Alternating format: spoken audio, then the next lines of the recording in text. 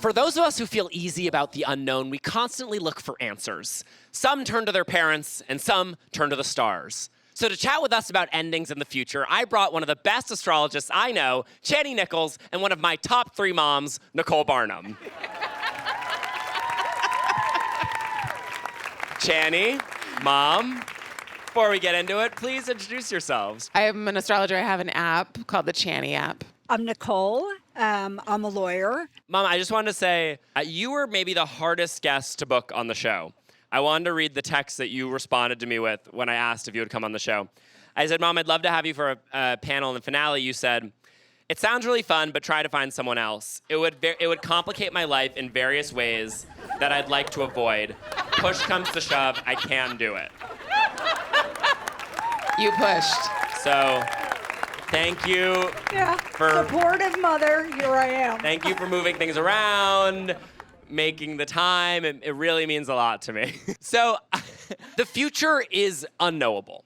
There is no way to know what will happen, and yet it does not stop people from trying. Why do you think people are always trying to figure out what will happen next in their life? Because we're really afraid.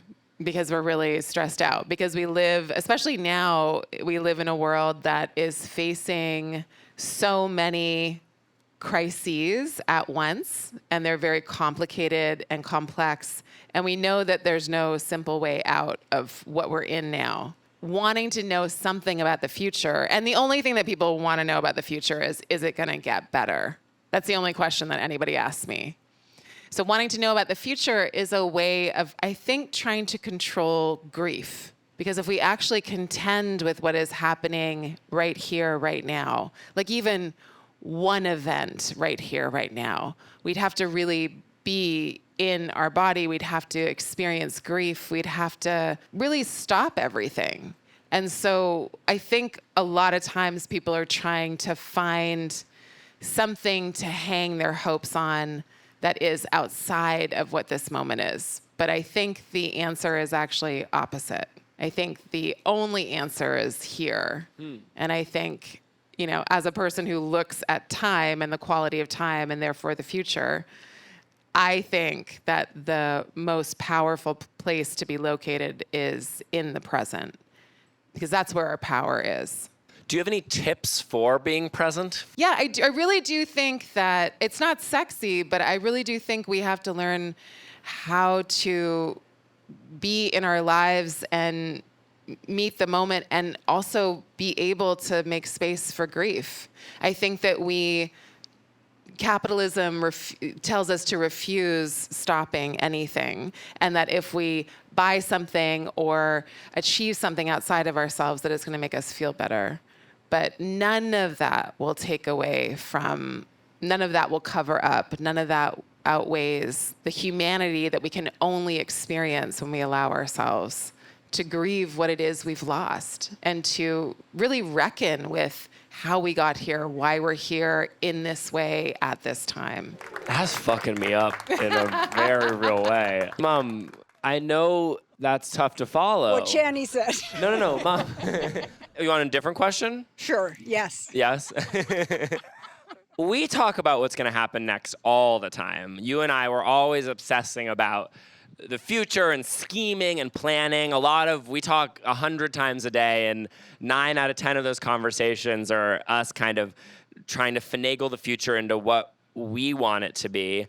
Do you feel like you are a very present person? I am not a very present person. Everything I am thinking about is always the next thing, how to get this done, how to get that done, and I enlist you into making me think like that. Yes. That's not how I perceive you. Do you feel like a very present person? I actually do feel like I am a very present person.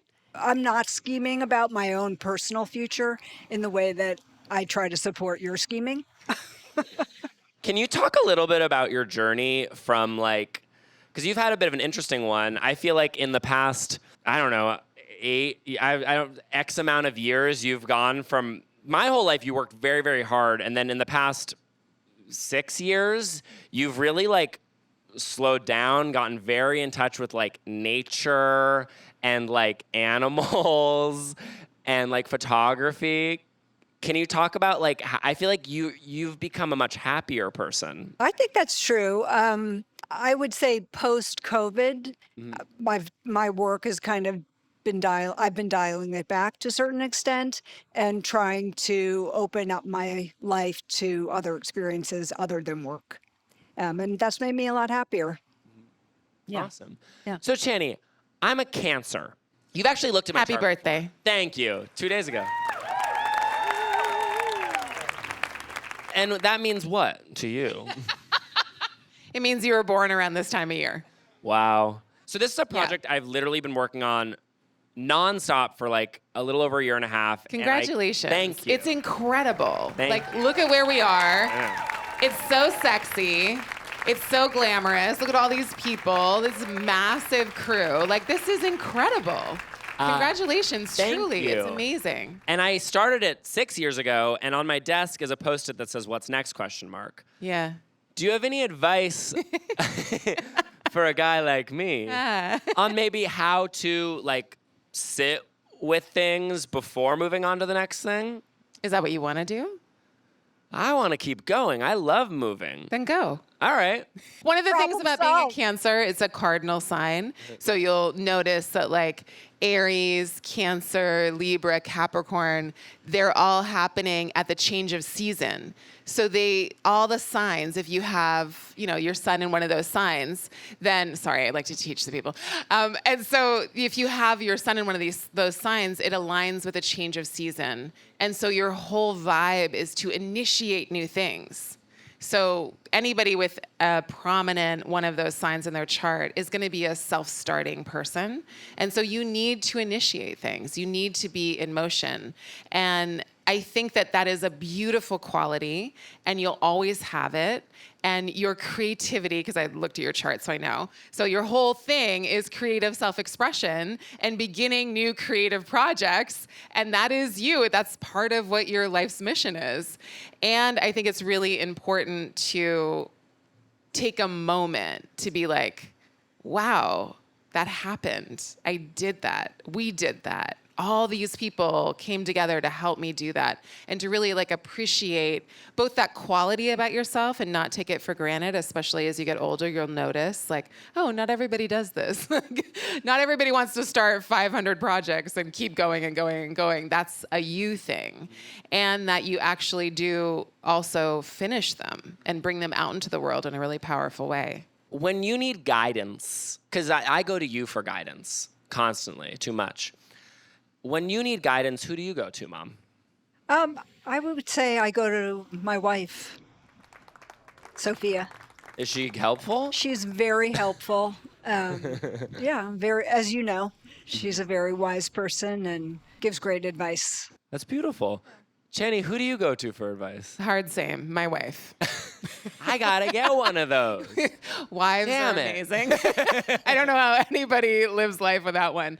But, like if I don't, like I have a therapist, I have a meditation practice, I have like skills that I can rely on, but I will always, for sure, after all of those things, or maybe even before all of those things, go to her and ask what her opinion is. She is the smartest, wisest, most like thoughtful person that I know, and she'll always give me an incredibly honest answer. Mom, do you have any stories about me from when I was a kid that, one, just in general, that would be funny, or me having a hard time with endings or the future? We moved from New York to Philadelphia, and you started a new school there, and you had to make new friends. And I have a video I sent you recently of you in the cafeteria. Oh, it's so bad. And it was clear that you wanted new friends so badly, and you were trying so hard, but you were being so annoying to all the other children. And it was just so sad. And now look at you. But yeah, now look at you. You've really figured out how to create positive relationships with people without jumping all over You're the roasting my table. ass. In fact, when I sent it to you, you said that's painful to look at. Yeah, no, it was hard to watch. I've really just think memory. We went to like a puppetry convention together, and you pulled me aside and you said, you didn't ask anybody any questions. Anytime somebody talked, you just told your own story. Do you remember that? I don't remember that, but I remember something else very sweet from that. I had a red backpack at the time, and you said to me, Mommy, please don't ever give away that backpack because I'll always be able to find you if you have it on. That's very sweet. And I still have it. So that was sweet. And one's the daddy shirt? Yes. Well, daddy issues didn't fit. Is that a did you write that? Hey. Did you like it? Did you write that joke, I Mom? wrote that joke. They're saying I have daddy issues or you have daddy issues? You? Nice. Everybody up here. Do you want me to tell you another story about Yes, you that I is do. less negative? We lived in downtown Brooklyn on Court Street, and we lived above a fruit and vegetable stand. And every day to get into our apartment building, we had to squeeze past fruit carts to get to our door. And the fruit store was owned by two men, a father and son. And the father was like almost mute. He never really spoke, Jimmy, but you saw him every single day. And at some point in your life with Jimmy died. And you wrote the most beautiful poster that you gave to them and said your heart was broken. And that was very touching that you loved Yeah, that him was the so first much. person I think I'd ever met who passed Yeah. away. Yeah, it was very sudden. He would give me a strawberry every day when I Yeah. left the house. Yeah. In the back, so this beautiful old fruit and vegetable stand. Sawdust on the floor. Yeah, sawdust, like beautiful old oranges. It's actually a historic building in New York City, so the facade is still up if you go to Cobble Hill.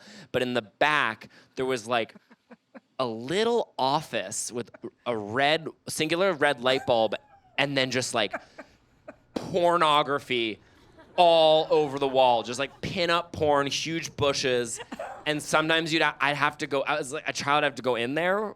Why? Sometimes. Why would I have to go in there, Mom?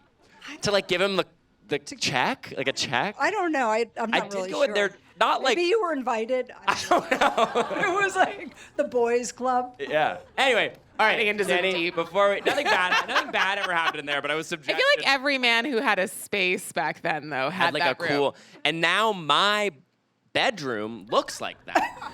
Yeah. Thank you so much to Chani Nicholas and my mom, Nicole Barnum, for joining us tonight and helping me feel a little bit better about the unknown.